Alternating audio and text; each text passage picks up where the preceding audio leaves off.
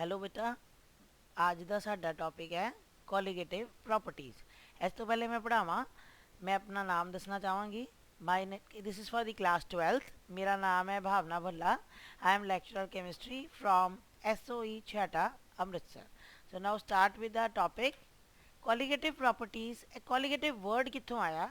The word colligative जोड़ा है वो लैटिन वर्ड कोलीगेटस तो आया, विच मीनस बाउंड टुगेदर। भी इकट्ठे रहना जोड़ा वर्ड है दैट इज मीनस कोलीगेटिव। सो कोलीगेटस तो वर्ड आया कोलीगेटिव। सो हुण असी एग्जैक्ट डेफिनेशन ते जाइए। What is colligative property? So colligative property is a property of a solution that depends upon the ratio between total number of solute particles to the total number of solvent particles। ਇਹਦਾ मतलब है कि ਜਿਹੜਾ colligative property है ਇਹ ਸਾਡੀ ਉਹ property है ਜਿਹੜੀ कि नंबर ऑफ solute particles ਤੇ डिपेंड करती है। एज अगर ਅਸੀਂ रेशियो च कहांगे तो number of solute particles is to total number of solvent particles ਤੇ आएगी। सो कोलीगेटिव प्रॉपर्टी किसी भी सोल्यूशन के कंपोनेंट दे, ना सॉल्यूट दे ते ना सॉल्वेंट दे, किसी दे भी कैमिकल नेचर ते डिपेंड नहीं करती। कोलीगेटिव प्रॉपर्टी जिहड़ी है बहुत सारिया क्वांटिटीज़ नू एक्सप्रैस करने दे काम आती है, जिमें concentration of a solution, molarity, normality, molality. एक बारी गल ध्यान देने वाली है कि कोलीगेटिव प्रॉपर्टी सिर्फ और सिर्फ नंबर ऑफ सोल्यूट पार्टिकल्स से डिपेंड करती है, ना कि नेचर ऑफ सोल्यूट या नेचर ऑफ सॉल्वेंट से। So number of particles is the most important thing to notice in the colligative properties. तो साडे कोल टाइप्स ऑफ कोलीगेटिव प्रॉपर्टीज किन्नियां ने? Number 1 is four, there are 4 colligative properties जिहड़ियां किसी solution च हुंदियां ने। Number 1 is boiling point elevation, इनू असी एलिवेशन इन बॉइलिंग पॉइंट भी कहने आ। Number 2 is freezing point depression, जिन्हों डिप्रैशन इन फ्रीजिंग पॉइंट भी कहने आ। Number 3 is relative lowering of vapour pressure. And last but not the least osmotic pressure. असी अपने अज वाले लैक्चर च पहलियां दो properties that is elevation in boiling point and freezing point in depression ਨੂੰ ਡਿਟੇਲ ਚ ਕਰਾਂਗੇ, ਇਹਦੇ ਮਲਟੀਪल्स भी ਤੇ ਦੋਨਾਂ ਦੀਆਂ ਡੈਰੀਵੇਸ਼ਨਸ भी। Now let's move on with our next topic. Our first colligative property is elevation in boiling point. ਇਹ ਸਮਝਣ ਦੇ ਲਈ ਤੁਹਾਨੂੰ ਪਹਿਲੇ ਪਤਾ ਹੋਣਾ ਚਾਹੀਦਾ what is boiling point. So simple definition ਸਾਡੀ ਕਹਿੰਦੀ ਹੈ ਕਿ ਇੱਕ ਸਟੇਟ ਸਾਡੇ ਕੋਲ ਜਦੋਂ ਵੀ ਕੋਈ ਚੀਜ਼ ਹੈ ਇੱਕ ਲਿਕੁਇਡ 'ਚ ਹੈ, when it gets converted, heated up, it gets converted to gas. The temperature at which liquid gets converted to gas is called the boiling point। ਜਿਹੜੇ ਟੈਂਪਰੇਚਰ ਤੇ ਲਿਕੁਇਡ ਗੈਸ ਚ ਕਨਵਰਟ ਹੁੰਦਾ ਹੈ। ਹੁਣ ਇੱਕ ਸਟੈਪ 2 ਮੀਨਸ ਇਹਦੀ ਜਿਹੜੀ official definition ਹੈ ਬੋਇਲਿੰਗ ਪੁਆਇੰਟ ਦੀ, ਸਾਨੂੰ ਪਤਾ ਹੈ ਕਿ liquid is in equilibrium with gas and similarly gas is in equilibrium with liquid. ਜਿੰਨਾ ਲਿਕੁਇਡ ਗੈਸ ਚ ਕਨਵਰਟ ਹੁੰਦਾ ਹੈ ਉਨਾ ਹੀ गैस लिक्विड च कन्वर्ट होंदी है। So boiling point is the temperature where liquid is in equilibrium with gas. Both of them goes in equilibrium side by side. So that is the boiling point. So साडे कोल दो definitions पहले हुई। One is with the temperature and second one is now with the equilibrium. Now detailed version of the boiling point. When liquid gets converted to the gas, ਇਹਦੇ ਆਲੇ ਦੁਆਲੇ ਜਿਹੜਾ ਸਾਡੇ ਕੋਲ ਹੈ ਐਟਮੋਸਫੇਅਰ ਹੈ। ਸੋ ਐਟਮੋਸਫੇਅਰ ਦੇ ਨਾਲ ਜਿਹੜਾ ਐਟਮੋਸਫੇਰਿਕ ਪ੍ਰੈਸ਼ਰ ਅਪਲਾਈ ਹੁੰਦਾ ਹੈ ਉਹਦੇ ਨਾਲ ਨਾਲ ਲਿਕੁਇਡ ਜਿਹੜਾ ਹੈ ਉਹ ਆਪਣਾ ਵੇਪਰ ਪ੍ਰੈਸ਼ਰ ਅਪਲਾਈ ਕਰਦਾ ਹੈ। And when atmospheric pressure becomes equals to vapour pressure, that is the boiling point. So ਜਦੋਂ ਐਟਮੋਸਫੇਰਿਕ ਪ੍ਰੈਸ਼ਰ ਵੇਪਰ ਪ੍ਰੈਸ਼ਰ ਦੇ ਬਰਾਬਰ ਆ ਜਾਂਦਾ ਹੈ ਅਸੀਂ ਉਹਨੂੰ ਕਹਿੰਦੇ ਆ ਬੋਇਲਿੰਗ ਪੁਆਇੰਟ। ਸੋ ਸਾਡੇ ਕੋਲ ਤਿੰਨ ਡੈਫੀਨੇਸ਼ਨਸ ਹੋਈਆਂ। One is with the temperature, second is with the equilibrium, and third one is with the atmospheric pressure and vapor pressure. Now ਅਸੀਂ ਇਹਦੇ graphically ਇਹਨੂੰ explain ਕਰਨ ਦੀ ਕੋਸ਼ਿਸ਼ ਕਰਾਂਗੇ what is the elevation in the boiling point। So ਜਦੋਂ ਸਾਡੇ ਕੋਲ solution ਹੈ, ਇੱਕ liquid ਹੈ ਜਿਹਨੂੰ pure solvent ਕਹਿੰਦੇ ਆ with nothing in it, and the second one is with the non volatile solute। Non volatile solute वो सल्यूट है जिहड़ा एक रूम टैंपरेचर के उपर वेपर्स नहीं बना सकता, अपने बॉयल करना उन्होंने मुश्किल है। जिहड़ा नॉर्मल सोल्यूशन सॉल्वेंट है साडा वो आराम नाल बॉयल हो जाता है। सो जदों असीं इहदे विच सो नॉन वोलेटाइल सल्यूट पाने आ, that is the elevation in boiling point increase कर जाता है। ਹੁਣ ਅਸੀਂ ਇਹਦੇ ਸਿੰਬਲਸ ਕਿਹੜੇ ਕਿਹੜੇ ਯੂਜ਼ ਕੀਤੇ ਜਾਂਦੇ ਨੇ। ਅਸੀਂ ਸੋਲਵੈਂਟ ਨੂੰ ਮੰਨ ਲੈਂਦੇ ਆ A, ਸੋਲਿਊਸ਼ਨ ਨੂੰ ਮੰਨ ਲੈਂਦੇ ਆ S। ਸੋ ਜਦੋਂ ਇਹਦੇ ਨਾਲ ਟੈਂਪਰੇਚਰ ਰਿਲੇਟ ਕਰਾਂਗੇ ਅਸੀਂ ਉਹਦੇ ਸਿੰਬਲਸ ਡਿਫਰੈਂਟ ਕਰਾਂਗੇ। So temperature is denoted with T, that is TAB, where A is solvent and B is boiling point. Whereas in case of solution, it will be TSB, where S is solution, B is the boiling point. So साढ़े दोनों symbols हो गए, TAB is for solvent, TSB is for the solution. So सानू ये चीज़ पता है कि ये non volatile solute हैगा, TSB will always be greater than TAB, क्योंकि SB जिहड़ा हैगा ਉਹਦੇ ਵਿੱਚ non volatile solute है। Next is the derivation for the elevation graphical point, boiling point। ਜਦੋਂ ਅਸੀਂ ਪਹਿਲੇ ਹੁਣੇ ਪੜਿਆ ਕਿ ਐਟਮੋਸਫੇਰਿਕ pressure is equal to the vapour pressure. ਸੋ ਅਸੀਂ ਇਹਨੂੰ ਗ੍ਰਾਫਿਕਲੀ ਡਰਾ ਕਰਨ ਦੀ ਕੋਸ਼ਿਸ਼ ਕਰਾਂਗੇ। ਇੱਕ ਸਾਈਡ ਦੇ ਉੱਪਰ ਅਸੀਂ ਵੇਪਰ ਪ੍ਰੈਸ਼ਰ ਲੈ ਲਾਂਗੇ ਇੱਕ ਐਕਸਿਸ ਤੇ, ਇੱਕ ਐਕਸਿਸ ਦੇ ਉੱਪਰ ਅਸੀਂ ਟੈਂਪਰੇਚਰ ਲੈ ਲਾਂਗੇ। ਵੀ ਗੈਟ ਅ ਕਰਵ ਜਿਹੜੀ ਸਾਨੂੰ ਦੱਸਦੀ ਹੈ ਕਿ ਸੋਲਵੈਂਟ ਦਾ ਜਿਹੜਾ ਹੈ ਜੈਸੇ ਜੈਸੇ ਵੇਪਰ ਪ੍ਰੈਸ਼ਰ ਇੰਕਰੀਜ਼ ਹੁੰਦਾ ਜਾਂਦਾ ਉਸ ਤਰ੍ਹਾਂ ਟੈਂਪਰੇਚਰ ਇੰਕਰੀਜ਼ ਹੁੰਦਾ ਜਾਂਦਾ, ਜਾਂ ਵਾਈਸ ਵਰਸਾ ਵੀ ਜਿੰਨਾ ਟੈਂਪਰੇਚਰ ਅਸੀਂ ਇੰਕਰੀਜ਼ ਕਰਦੇ ਜਾਂਦੇ ਹਾਂ ਉਨਾ ਵੇਪਰ ਪ੍ਰੈਸ਼ਰ इंक्रीज करता जाता है। So temperature and vapour pressure they are directly proportional. So असी नोटिस कर लेने अपनी डॉटेड लाइन ड्रॉ करके कि एटमोसफेरिक प्रैशर कित्थे वेपर प्रैशर दे इक्वल आंदा है, then it becomes boiling point of the solvent. असी वो पॉइंट मार्क कर लेने आ, that is boiling point of the solvent, जिन्हों असी पहले की लिखा सी TAB। So this is now TAB, that is the boiling point of the solution.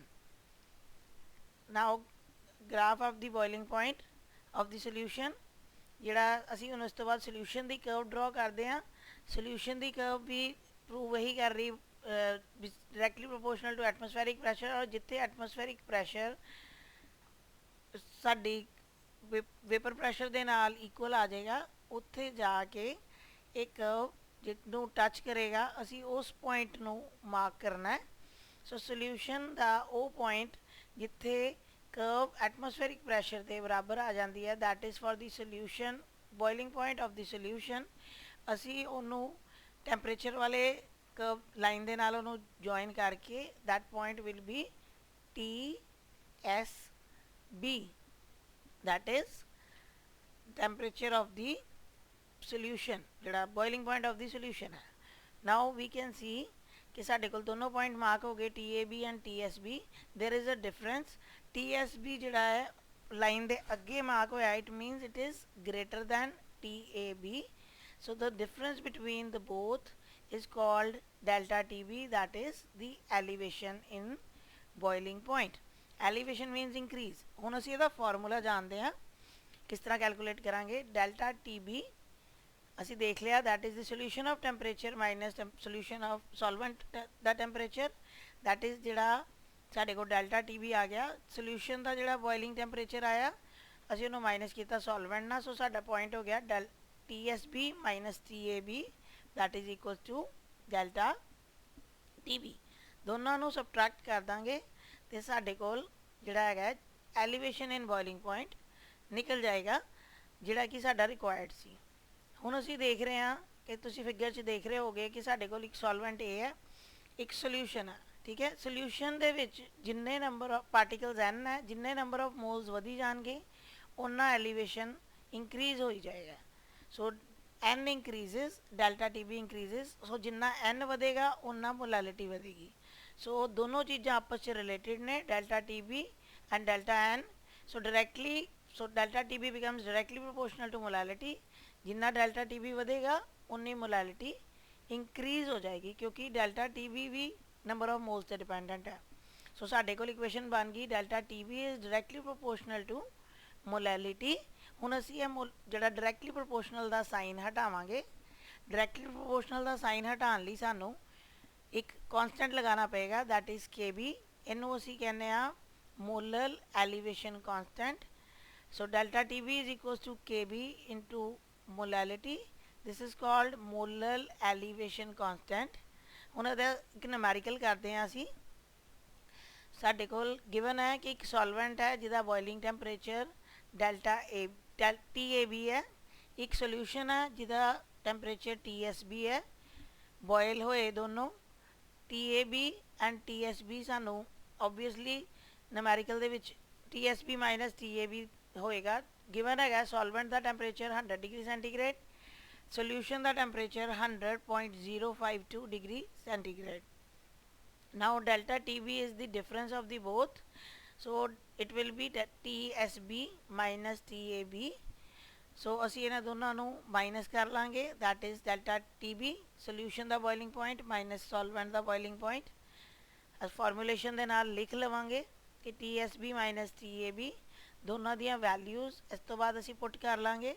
TSB the value given C 100.052, TAB the value ਸੀਗੀ 100 degree Celsius. सो साढ़े को answer आ जाएगा 0.052। दोनों को सबट्रैक्ट करके साढ़े को हुण मोलैलिटी गिवन है 0.1 मोलर, डेल्टा टी भी असी कढ़ लिया 0.1 मोलर गिवन है। सो के बी असी कैलकुलेट करना है। सो के बी दे लिए की फार्मूला सीगा, delta T B is equals to K B into small M is molality, K B is ebullioscopic constant and delta T B दो चीज़ां साढ़े कोल हैगियां, के बी निकल जाएगा, दोनों आपस डिवाइड कर देंगे। सो साढ़े कोल के बी की वैल्यू असी आराम नाल कैलकुलेट कर सकते हैं। So K B comes out to be 0.52। साडी सैकेंड कॉलीगेटिव प्रॉपर्टी है depression in freezing point. So सानू इहदे लई पहले पता होना चाहिए है what is freezing point. Similarly जिस तरह असी बॉइलिंग पॉइंट की गल की सी, सो लिक्विड जिहड़े टैंपरेचर के उपर सॉलिड च कन्वर्ट होंदा है that is freezing point. So असी कहने हैं कि liquid freezes to solid at that temperature is called the freezing point. So liquid जिस तरह साढ़े को एग्जाम्पल है वाटर है, इसका टैंपरेचर लो करके इनू फ्रीज करता जाता तो it becomes ice. So liquid converts to solid and this is called freezing at 0 degree Celsius. So water का फ्रीजिंग पॉइंट है 0 डिग्री। सो फ्रीजिंग पॉइंट साढ़े कोल हो गया। सैकेंड डेफिनेशन, लिक्विड जदों इक्विलिब्रियम ते हुंदा है with solid that is called the freezing point. When liquid is in equilibrium with solid and similarly solid is in equilibrium with liquid, that temperature is called the freezing point.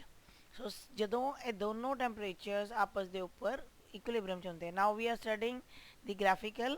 एक side के उपर vapour pressure लै लिया, एक तो temperature लै लिया। असी ग्राफ प्लॉट करते हैं पहले सॉलिड का।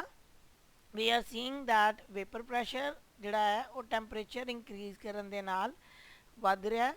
उस तो बाद असी लिक्विड का ग्राफ प्लॉट किया, उहदे नाल की है कि जिहड़ा उहदे उपर जाके लिक्विड जिहड़ा है ज्यों ज्यों टैंपरेचर वधिया वो लिक्विड कन्वर्ट हो गया सॉलिड।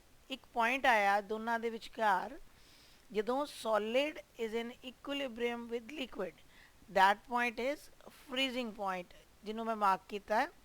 सो इनू असी वेपर प्रैशर दे नाल ड्रॉ कर लांगे और नीचे टैंपरेचर के उपर भी मार्क कर लांगे वो पॉइंट जिदे उपर solid is in equilibrium with liquid, that point is called freezing point.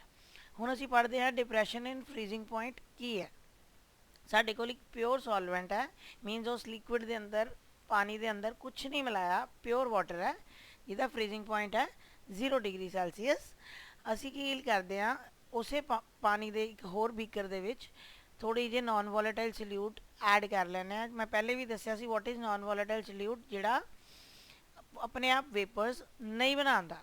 So जदों असी इस कोई नॉन वोलेटाइल सल्यूट ऐड कर लें तो उदों पानी 0 डिग्री ते नहीं, काफ़ी लो एज्यूम कर लो -10 डिग्री ते फ्रीज किया, फ्रीजिंग डिफिकल्ट होगी। So this lowering in temperature is called depression and freezing point.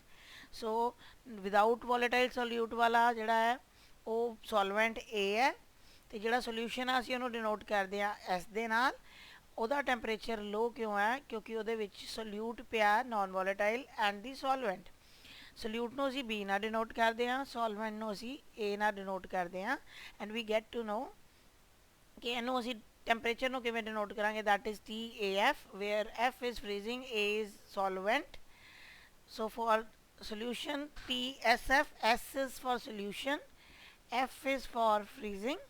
so TAF and TSF ਸਾਡੇ temperatures ਹੋ ਗਏ solvent ਦੇ ਤੇ solution ਦੇ। so we get to know ਕਿ TSF ਘੱਟ ਹੈ TAF ਨਾਲੋਂ, ਜਿਹੜਾ ਅਸੀਂ ਪਿਛਲੇ ਗ੍ਰਾਫ 'ਚ ਵੀ ਦੇਖਿਆ ਤੇ ਹੁਣ ਵੀ ਇੱਥੋਂ ਐਜ਼ਿਊਮ ਕਰਕੇ ਦੇਖਿਆ।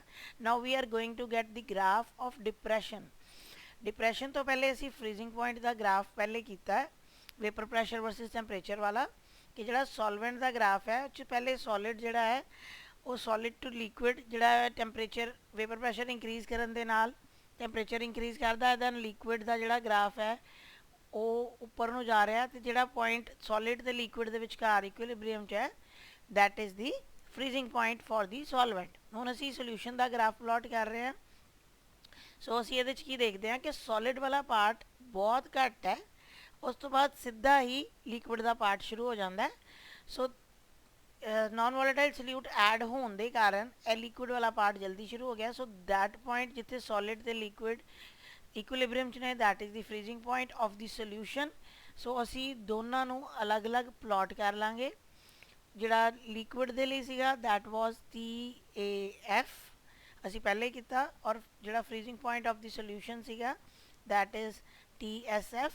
असी अपने टैंपरेचर वाली साइड ते दोनों चीज़ां डिनोट कर लेने हैं फ्रीजिंग पॉइंट के उपर, TSF एंड TAF असी ड्रॉ कर लिया। हुण असी इन्हां दोनों का डिफरेंस कढ़ सकते हैं कि दोनों चों हायर पॉइंट किहड़ा है। We can see in the graph TSF is the lower than TAF।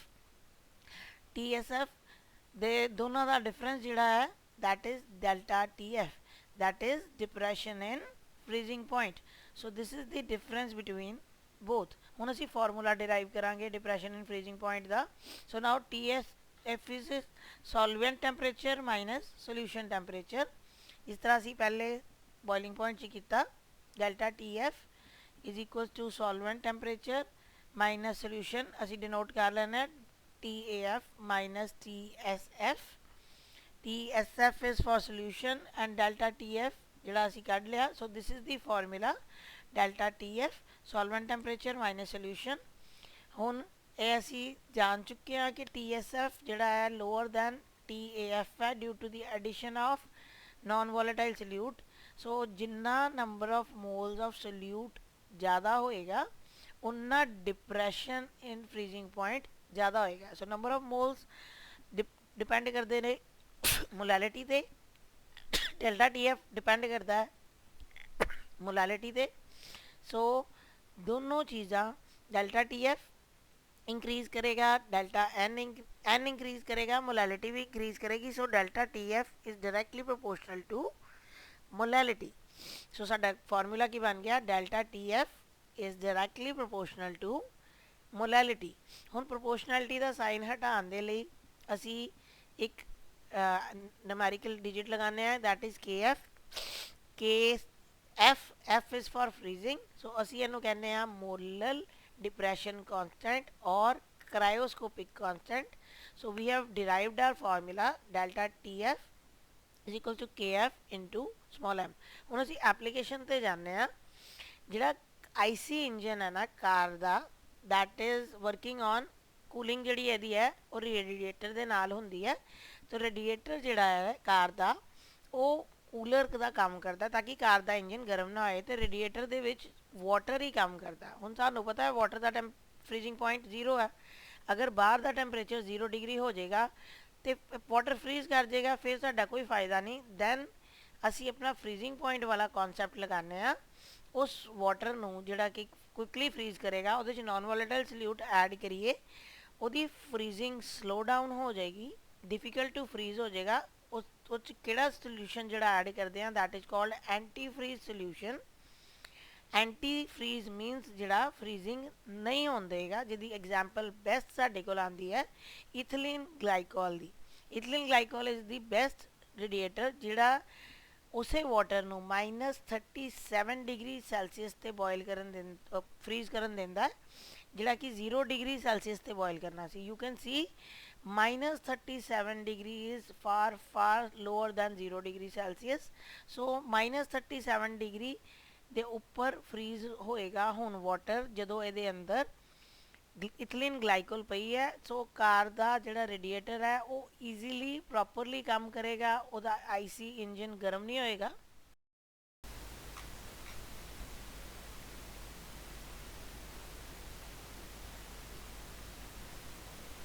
ਨਾਓ ਹੁਣ ਅਸੀਂ MCQ ਪੋਰਸ਼ਨ ਸ਼ੁਰੂ ਕਰ ਰਹੇ ਹਾਂ ਕਿ what is the colligative property। one is osmotic pressure, boiling point, vapor pressure और freezing point। ध्यान ना देखो, B option खाली boiling point है, not the elevation and boiling point। So boiling point is not the colligative property, vapor pressure is not the colligative property, and similarly freezing point। So osmotic pressure is the correct option। On moving on to the next question, which is not the colligative property out of the following: pH of the buffer solution, boiling point of elevation, freezing of point of the depression, lowering of the vapor pressure। ये तीन colligative properties ने, so answer is pH of the buffer solution। The next question is the colligative property of a solution depends on option A, nature of the solute particles present in it। ਅਸੀਂ अपनी definition तो ये question बनाया। Nature of the solute particles presented है, बिल्कुल नहीं, nature तो नहीं डिपेंड करता। Nature of the solvent use बिल्कुल भी नहीं डिपेंड क्या करता है, number of solute particles present in it. So number of moles of solvent only, no. So correct option is number of solute particles. So next is which of the following is not a colligative property. Similarly ये भी option उस तरह का ही है। One is optical activity, correct हो गया। Elevation and boiling point हैगा, ऑस्मोटिक प्रेशर हैगा, लोअरिंग ऑफ वेपर प्रेशर हैगा। So answer is optical activity. So साडे कोल पहले वर्गा सिमिलर क्वेश्चन हो गया। Moving on to the next question, which of the following aqueous solutions has highest boiling point. हुण एक्वस सॉल्यूशन का मतलब कि जिन्ने भी साडे कोल एग्जाम्पल्स दित्तियां होईयां ने, दे आर दी इलैक्ट्रोलाइट्स जिहड़े कि पानी च डिजोल्व करन ते आयनाइज हो जाते हैं। सो जो है आयनाइज हो जाएंगे सारे के सारे। सो असी चैक कर रहे हैं सारे फार्मूलाज दे विच सारियां दी जिहड़ी स्ट्रेंथ है दैट इज़ 0.1 मोलर। सो सारियां दी स्ट्रेंथ सेम दिती हुई है 0.1 मोलर। सो असी ये कारण असी हुण इहदे नंबर ऑफ पार्टिकल्स कैलकुलेट कर लांगे। जिन्ने ज़्यादा नंबर ऑफ पार्टिकल्स साडे कोल आ जाएंगे। So first is KNO3, K positive, NO3 negative च ब्रेक करता। अब जो सोडियम फॉस्फेट ब्रेक करेगा 3Na पॉजिटिव, और फॉस्फेट है PO4 3 negative. Next is our barium chloride. So यह ब्रेक करेगा Ba2 positive and Cl 2Cl negative. Last is potassium sulphate, यह ब्रेक करेगा 2K positive and 1 SO4 2 negative, that is sulphate ion. हुण असी सारियां दा वारी वारी सम करके चैक कर लांगे कि किन्ने किन्ने पार्टिकल्स ने सारियां दे विच। असी फार्मूला लगा सकते हैं कि नंबर ऑफ पार्टिकल्स जिस तरह ये 3 and 1 4 ने, 4 into Na कर लीदा। Na is the number of particles. So similarly K2SO4 दे विच 3 ने, 3 into Na, and barium chloride दे विच भी 3 ने, 2Cl दे, एक Ba दे। सो यह भी साढ़े को आ गया। पोटैशियम दे विच 3। सो सब तो ज़्यादा जोड़े है सोडियम फॉस्फेट च निकले 4। So answer is Na3PO4। Next is the magnitude of colligative properties. All colligative dispersion is dash than solution. हुण अगर मैं लोअर की गल करा, बॉइलिंग पॉइंट लोअर होंदा, relative lowering of vapour pressure दे विच डिस्पर्शन इज लोअर। बट अगर मैं फ्रीजिंग पॉइंट की गल करा, it is on the higher side. And then osmotic pressure की गल करा, it is again on the higher side. So ये दोनों हो सकते हैं, लोअर भी हो सकता, हायर भी हो सकता। So our answer is C. Next question is 4.1 molar solution colligative property will follow the order out of these 4। ये पिछले वर्ग का ही क्वेश्चन है। असी नंबर ऑफ आयन्स कढ़ांगे। सो NaCl दे विच साढ़े कोल आ गया एक Na पॉजिटिव, एक Cl नैगेटिव। सो साढ़े कोल आ गए दो आयन्स। उस तो बाद साढ़े कोल आंदा Na2SO4 sodium sulphate, 2 Na positives plus SO4 2 negative. So 2 + 1 3 आ गए। Na3PO4 3 Na positives and 1 phosphate ion PO4 3 negative. So again we can see ਜਿਹੜਾ ਸੋਡੀਅਮ ਫਾਸਫੇਟ ਚ 4 ਆਇਨਸ ਨੇ, ਜਿਹੜਾ ਸੋਡੀਅਮ ਕਲੋਰਾਈਡ ਹੈ ਉਹਦੇ ਚ 2 ਆਇਨਸ ਨੇ, ਸੋਡੀਅਮ ਸਲਫੇਟ ਦੇ ਵਿੱਚ 3 ਆਇਨਸ ਨੇ। ਸੋ ਅਸੀਂ ਦੇਖ ਸਕਦੇ ਹਾਂ ਕਿ ਸੋਡੀਅਮ ਸਭ ਤੋਂ ਜ਼ਿਆਦਾ ਸੋਡੀਅਮ ਫਾਸਫੇਟ ਚ ਆਇਨਸ ਨੇ, ਦੈਨ ਸਲਫੇਟ ਚ ਨੇ, ਦੈਨ ਕਲੋਰਾਈਡ ਚ ਨੇ। So our correct option is option B. Equimolar solutions in the same solvents ਆ। ਇਕੁਈਮੋਲਰ ਦਾ ਮਤਲਬ ਹੁੰਦਾ ਹੈ ਜਿਨ੍ਹਾਂ ਦੇ ਨੰਬਰ ਆਫ ਮੋਲਸ ਸੇਮ ਹੋਣ, ਸੇਮ ਸੋਲਵੈਂਟ ਦੇ ਵਿੱਚ ਨੇ। ਸੋ ਉਹਨਾਂ ਦਾ ਕੀ ਅੱਗੇ ਆਪਸ਼ਨਸ ਕੀ ਹੈ ਕਿ same boiling point but freezing point different, बिल्कुल गलत है। Same freezing point but different boiling point, बिल्कुल गलत है क्योंकि इक्विमोलर ने। दोनों का same boiling point and same freezing point होएगा। दोनों का boiling point freezing point different भी नहीं हो सकता क्योंकि इक्विमोलर ने। So correct option is C, same boiling and same freezing point. क्योंकि इक्विमोलर का मतलब ही होता है they are having same molarity, same molarity and same solution. So boiling point भी सेम होएगा। Our next question is which has highest freezing point? So question is a bit tricky. ध्यान ना देखना, freezing point पूछा। असी हमेशा ऐसी चीज़ से कंफ्यूज होने हैं। So depression and freezing point is directly proportional to molality। असी अपना क्वेश्चन देखिए तो चारों ऑप्शंस जड़ियाँ ने सारे 1 मोलर ही दिता है। So molarity for the all the solutions is same. So सानू अपने उसे पैटर्न से जाना पेगा कि नंबर ऑफ पार्टिकल्स कढ़ने पैणगे। सब तो पहले वाला जोड़ा है potassium ferrocyanide, this is a complex जोड़ा सोल्यूशन फॉर्म च दिता है एंड वी नो कि जो सोल्यूशन फॉर्म च है तो आयन्स बननगे 4K positive and 1 FeCN6 4 negative. तो साढ़े कोल टोटल बन गए 5 आयन्स। नैक्सट ऑप्शन है C6H12O6 दैट इज ग्लूकोज। बेटा वो आयनाइज ही नहीं होंगे। सो ये कोई आयन्स नहीं बननगे। Next is KCl solution. KCl is K positive and Cl negative. Rock salt की होंगे sodium chloride. So sodium positive and Cl negative. असी अपने और पुराने मैथड के अकॉर्डिंगली देखिए तो C6H12O6 नहीं हो आयनाइज, तो ये इको ही आयन है, 1 into Na हो जाएगा। ठीक है ना, क्योंकि आयनाइज नहीं होया तो इको ही आयन रह जाएगा। सो अगर असी हम टोटल कैलकुलेट करन चलिए तो ग्लूकोज तो शुरू करिए, दिस इज 1 Na। दैन अगर पोटेशियम फेरोसाइनाइड की गल करा तो दैट बिकम्स 5 Na।